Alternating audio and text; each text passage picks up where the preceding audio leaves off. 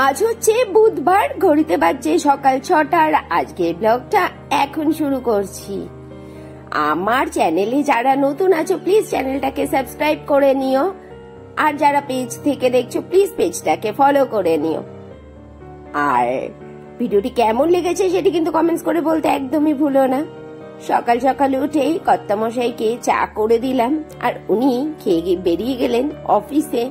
আর এখন ঘড়িতে বাজে সকাল 7টা।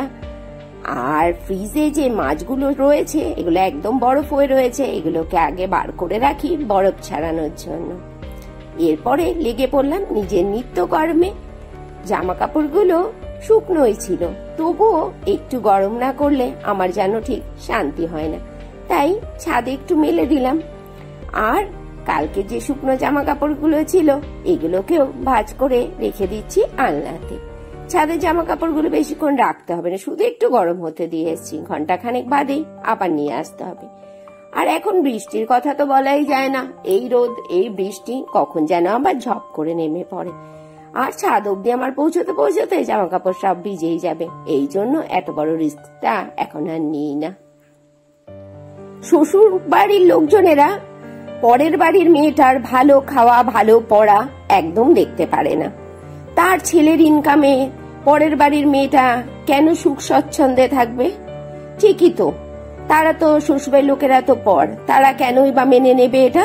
তার ছেলের ইনকামে তার অন্য বাড়ির মেয়েটা বেশ আনন্দ ফুর্তি করে কাটাবে। না না, আমি কিন্তু আমার শ্বশুরবাড়ির লোকের কথা বলছি না, এটা অনেক বাড়িতে হয়ে থাকে। আমার শ্বশুরবাড়ির লোকজন কিন্তু একদমই ব্যতিক্রম, তারা কিন্তু আমরা কিভাবে ভালো থাকবো এটাই সব সময় চায়। সাধারণত এগুলো শ্বশুরবাড়ির লোককে করতে দেখা যায়, মানে ছেলের বউয়ের সাথে হিংসা। আমার সঙ্গে কিন্তু টোটালি ব্যতিক্রম আছে। আমার শ্বশুরবাড়ির লোকেদের আমার ভালো থাকাতে কোনো প্রবলেম নেই, তারা সব সময় বলে তোমরা ভালো থাকো। আমার খুব কাছের কিছু মানুষ আছে যাদের আমার ভালো থাকাতে খুব প্রবলেম। আমার বর বাজার করছে, আমি রান্না করছি, ভালো মন্দ খাচ্ছি, এটাতেও তার অনেক বড় সমস্যা। আমার বরের সাথে আমি ঘুরতে যাচ্ছি, তাতেও তার সমস্যা।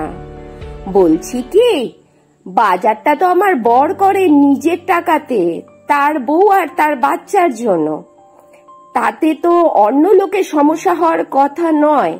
তুমি কি আশা করো যে তোমাদের বাড়িতে হাত পাততে যাব বা বাসি ফ্যান খেতে যাব বা চাইতে যাব, সেটা আশা করো? আর ঘুরতে যাওয়ার কথা বলি, বরের সাথে ঘুরতে যাই, পর পুরুষের সাথে ঘুরতে যাই না, তোমাদের এত সমস্যা হওয়ার কোনো কথা নেই। আর তুমি থাকো তোমার সমস্যা নিয়ে, তুমি নিজেই হচ্ছে একটা অনেক বড় সমস্যা প্রতিটা লোকের কাছে।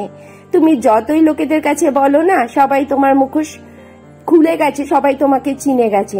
এই দেখো দেখো, আজকে কিন্তু আমার বর অনেক বড় বড় পাবদা মাছ নিয়ে এসেছে, দেখে জিভ থেকে জল পড়ছে, খেতে ইচ্ছে করছে, চলে এসো দেবোখানে।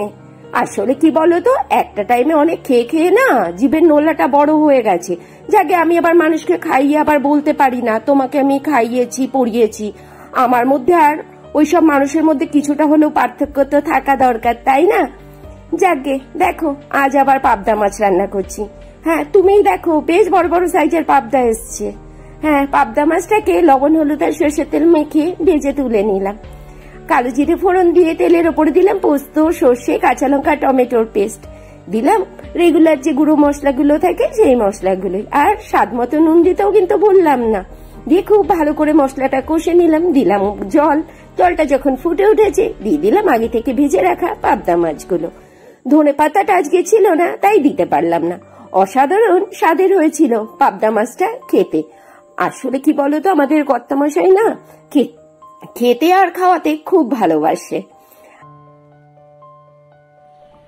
এখন বাজে দুপুর 2:35, আর এখন করবো লাঞ্চ। দেখে নাও আজকে লাঞ্চে কি কি রান্না হয়েছে, বলা যাবে না, রান্না তো করেছি।